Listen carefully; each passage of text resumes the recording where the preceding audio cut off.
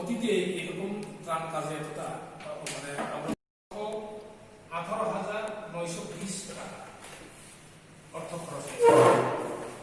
আমরা যখন ত্রাণ সামগ্রী নিয়ে যাওয়ার জন্য প্রস্তুতি নিচ্ছি, আগে থেকেই সেখানে একটা পরিবেশ তৈরি করা হচ্ছে যেন সাধারণ মানুষ এসে আমাদের খাদ্য সামগ্রীগুলি গ্রহণ না করে।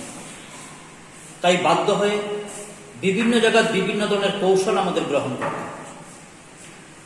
অনেক জায়গায় রাতের অন্ধকার আমাদের কর্মীরা মানুষের বাড়ি বাড়ি নিয়ে ত্রাণ সামগ্রীগুলি পৌঁছে দিচ্ছে। সর্বত্র আমরা প্রকাশ্যে গিয়ে দিতে পারছি। বলে এই ধরনের একটা অবস্থা চলছে, এই সম্পর্কে আমরা প্রশাসনকে অবহিত করেছি। গতকাল আপনারা শুনেছেন ইতিমধ্যে জেলা পুলিশ অফিসারের বরাবরে আমরা সেখানে ডেপুটেশন দিয়েছি এবং সুনির্দিষ্টভাবে কিছু দাবি আমরা সেখানে উত্থাপন করেছি।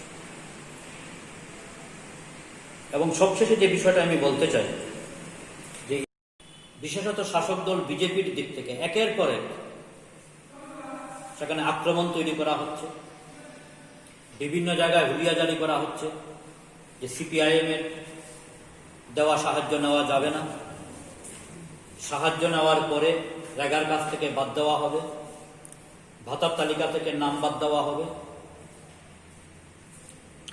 এইভাবে বিভিন্ন ধরনের হুমকি দেওয়া হচ্ছে। এবং আমরা দেখলাম এই লকডাউন চলাকালীন সময়ের মধ্যে আমাদের খোয়াই এলাকা এখন পর্যন্ত আমাদের 12 জন নেতা কর্মী তারা আক্রান্ত হয়েছে। তাদের মধ্যে বেশ কয়েকজন হাসপাতালে চিকিৎসাধীন থাকতে হয়েছে। এবং শুধু তাই না, পাশাপাশি তাদের বাড়িঘরে হামলা হচ্ছে। বিভিন্ন জায়গায় আমাদের নেতৃস্থানীয় কর্মী যারা এই খাদ্য সামগ্রীগুলি বিভিন্ন এলাকায় বন্টন করার ক্ষেত্রে ভূমিকা নিচ্ছে, তাদের বাড়িঘরে গিয়ে হুমকি দেওয়া হচ্ছে, তাদের বাড়িঘরে হামলা করা হচ্ছে। একটা অরাজক পরিস্থিতি আমরা দেখছি। এবং তার পাশাপাশি আমরা দেখলাম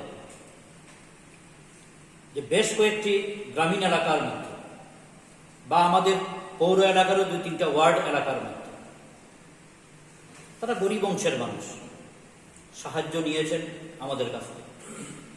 এই অপরাধে রেগা কিংবা 2F এর কাছ থেকে তাদেরকে বাদ দিয়ে দেওয়া হচ্ছে। একেবারে সুনির্দিষ্টভাবে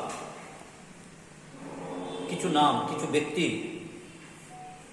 সেখানে তারা অভিযোগ দায়ের করছে। কারণ একটা ঘটনা, এই সরকার প্রতিষ্ঠিত হওয়ার পরে